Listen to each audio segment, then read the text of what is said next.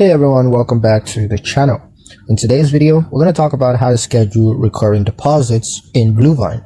It's going to be a quick video. We're not going to waste too much time on this topic. I'm just going to give you guys a very quick step-by-step guide on how to get this done. So let's get into it. The first step is to log into your Bluevine dashboard on the website or mobile app.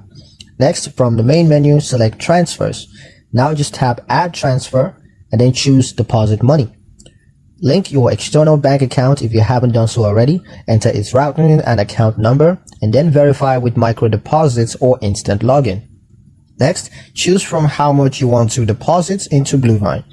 Then on the frequency, select your preferred schedule. Options usually include weekly, bi-weekly, or monthly. Once you're done, set the start date and then review the transfer details carefully.